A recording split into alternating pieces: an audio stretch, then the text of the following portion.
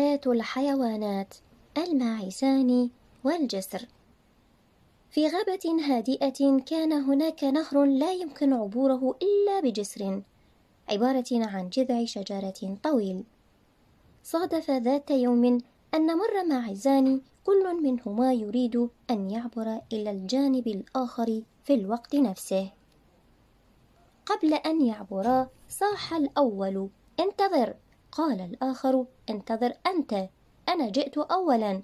لكن أحدا منهما لم يستمع إلى الآخر، وعبرا سويا وتقابلا في المنتصف.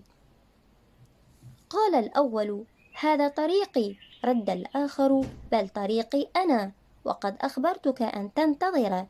وأصر الماعزان على أن يعبر كل منهما أولا، وبدأ كل منهما يدفع الآخر. جذع الشجرة لم يكن عريضا بالشكل الكافي. حاول كل منهما أن يمر بجوار الآخر، لكن فشلا. قال الأول: عد من طريقك حتى أعبر. قال الآخر: لا، عد أنت. وما هي إلا لحظات حتى بدأ كل منهما يدفع الآخر بقرنيه، ثم دخلا في شجار بقرنيهما. وفجأة انكسر الجذع تحت قوامهما، وسقط الماعزان في النهر وجرفهما التيار.